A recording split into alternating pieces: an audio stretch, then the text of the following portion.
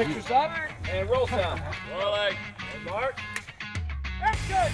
We are at a pecan grove outside of Griffin, Georgia, shooting a scene for episode 14, where Lizzie and Mika come upon a bunch of burned walkers.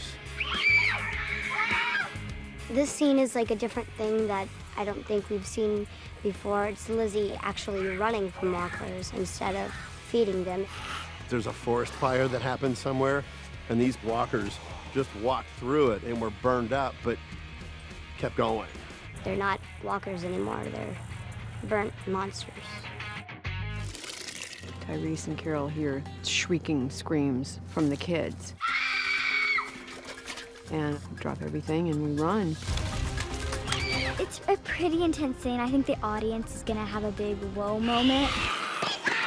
The biggest thing that hit me when I read the script and knew that I was directing for the first time was having two 9-year-old girls and knowing how much of the acting content they have and how serious the episode is. Let's do it.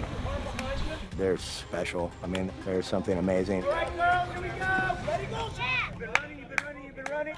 Action! This is Mike's baby, so he's excited as those little girls are. And you love that energy coming from a director. That was awesome. They want to do it, they have our energy, and they're funny and very smart. If you guys are perfect all the time, you make all of us look really bad. Rehearsing, and we're set. Rehearsing the scene with the charred walkers was difficult, but it was fun.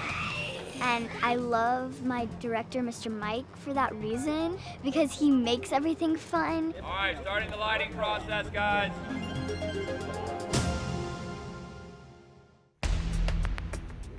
Filming with the multi-cameras was just something that became necessary, especially with the girls. So if I can rope a scene in and block it where I can get a lot of the performances from one take, that really works well.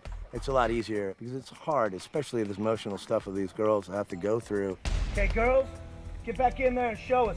Mika was coming through that fence. I don't know how many takes we took so we could get all the different angles, and she's getting up each time. Let's do it again. Story time's up. Quietly, please. We do story time, and it's when we all gather around and read the scene. Bang, a partially charred walker is hitting the shoulder, falling over the short fence. Its charred arm breaking off. When we read the script and the whole charred walker idea came up, we talked with Mike about how we want to do the effects. So Greg's guys had these crazy, amazing makeup suits. This was a great opportunity to get into doing some more full body stuff. These suits are really cool. You can't hardly tell that there's a person inside of them. It looks like a burning person. We made these strips that had two different types of fire barrier, and then we made up some other strips that we glued onto those. And we had Velcro mounted on their suits that they've got, get them burning, then blow them out, and then it starts smoldering, and then we put them on there and then send them out. Let's go, guys.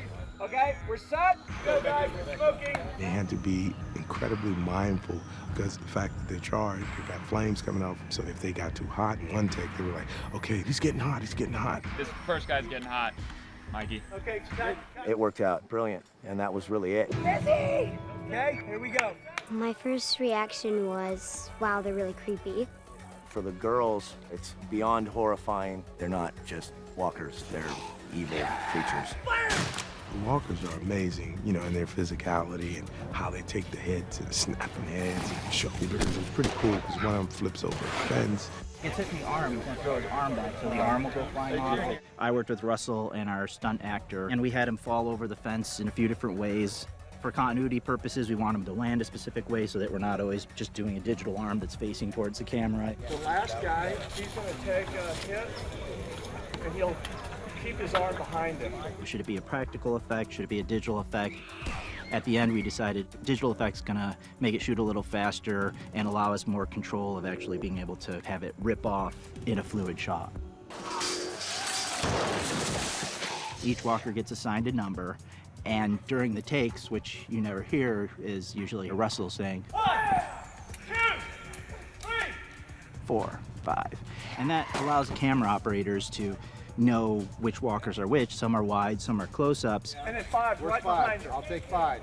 So 1, 3, and 5. And then from there, multiple cameras are capturing different moments at the same time. It's gonna look like all hell raining down. family killing together. Right on. Perfect killing machine. I've been here since the very beginning. It's very much a family affair, and for me, it's, you know, this is the big story. It's the most fun you can possibly have. He's worked so closely with all these camera guys and everybody on the set. He made sure there was lots of fun and joy and laughter on the set. I couldn't ask for anything better.